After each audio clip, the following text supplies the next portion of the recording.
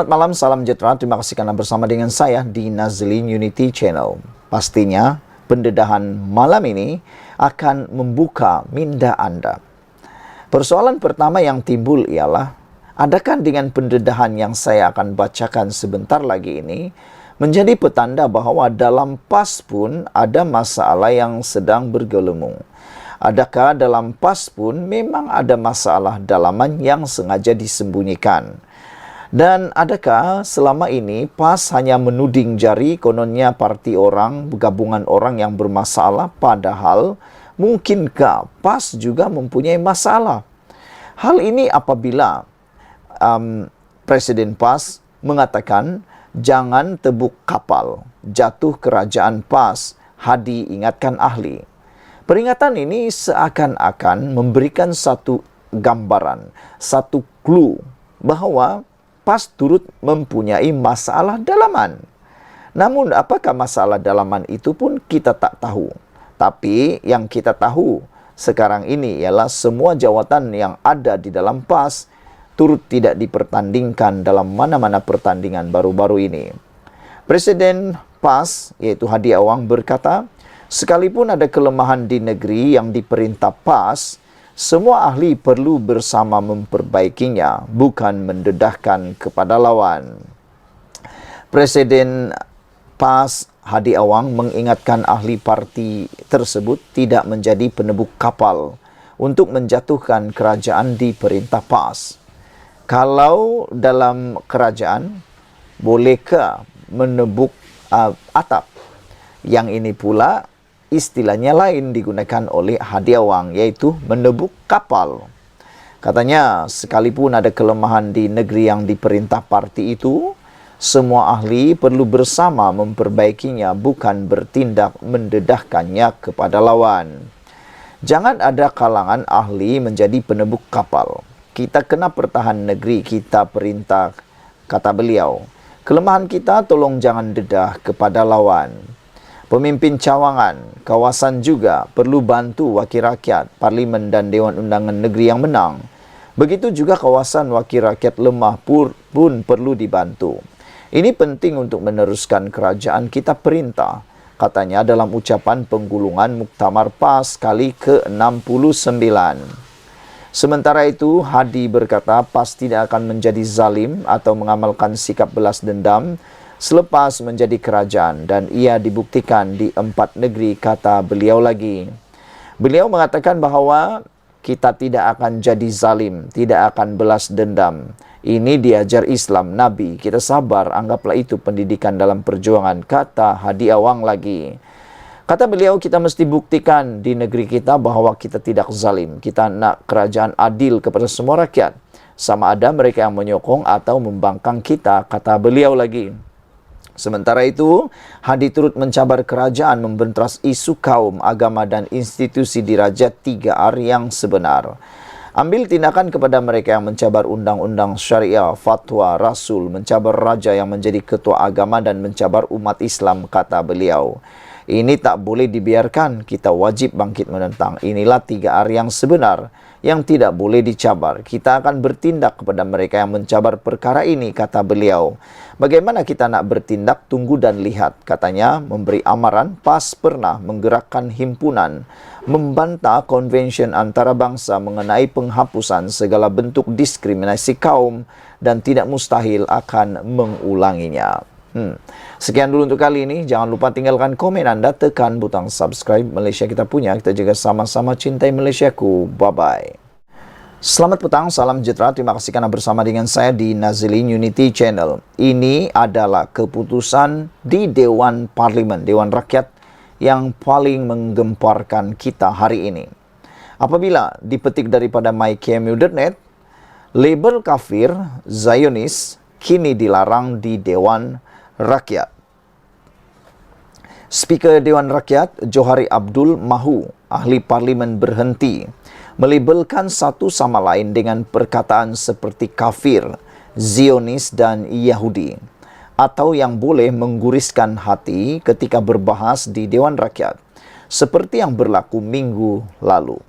Johari berkata bahawa penggunaan perkataan seumpama itu adalah salah dan bertentangan dengan peraturan tetap 36 dalam kurungan 10 kurungan C, kerana berkemungkinan menimbulkan perasaan sakit hati atau bermusuhan di antara satu sama lain dengan kaum yang lain di Malaysia. Yang berhormat hendaklah menggunakan tingkah laku yang terpuji semasa mengetengahkan isu-isu rakyat dan negara.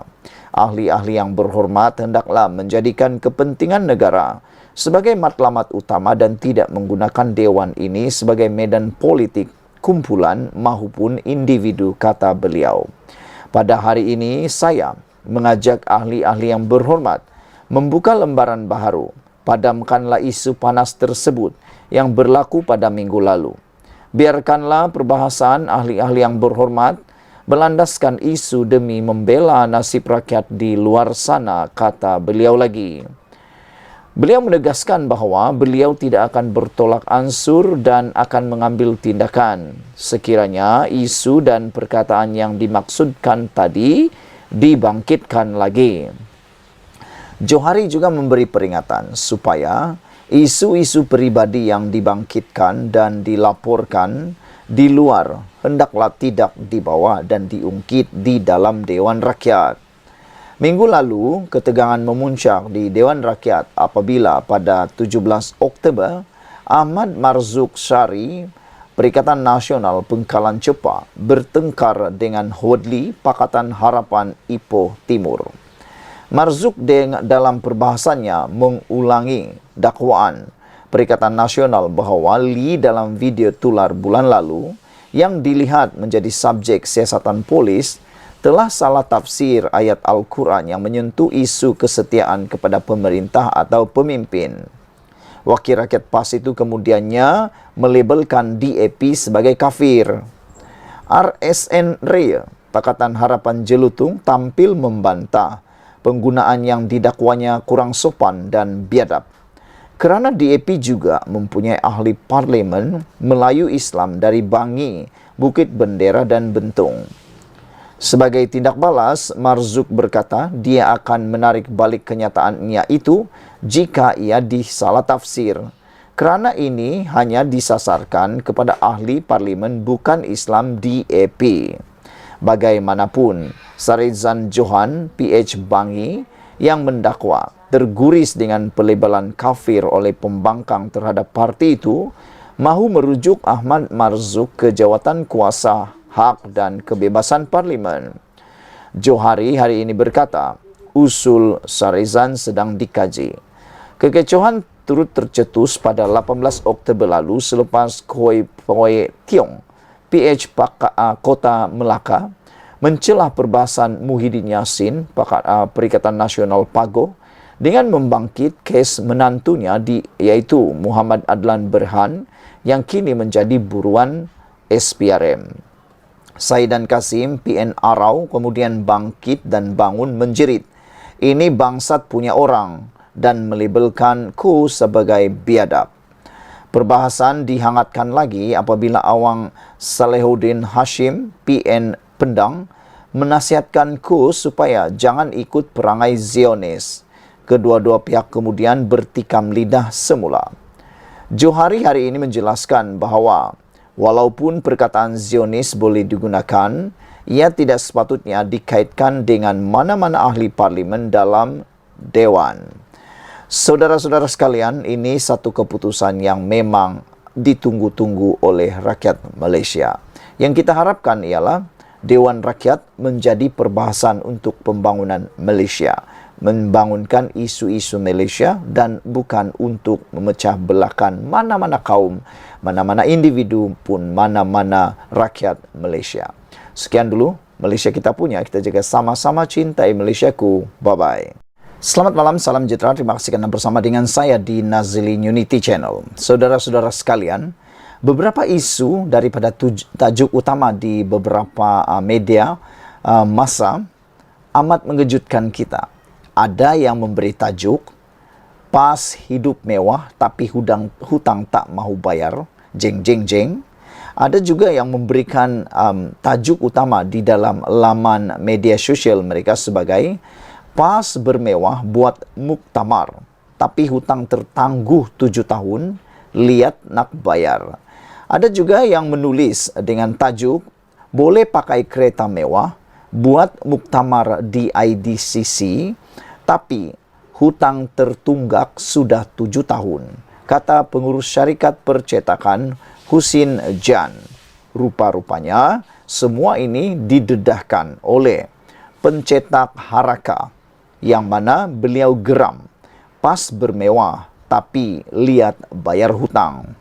Ini satu penjelasan pendedahan yang amat-amat mengejutkan kita. Siapa sangka parti itu yang seakan-akan tidak mempunyai masalah dalaman, rupa-rupanya seperti yang dinyatakan oleh pencetak Haraka, apabila beliau geram, pas bermewah tapi lihat bayar hutang. Ada juga rupa-rupanya parti yang dah berhutang bertahun-tahun tapi lihat pula nak bayar.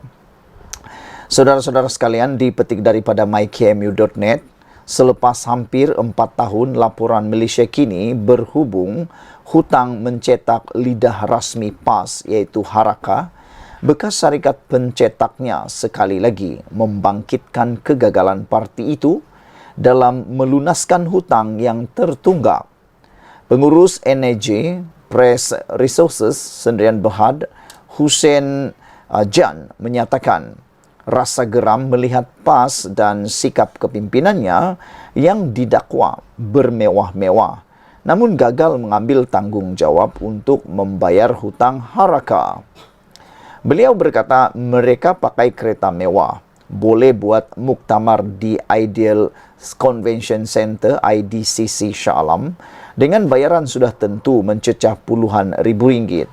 Tapi soal hutang mereka tak ambil berat untuk diselesaikan.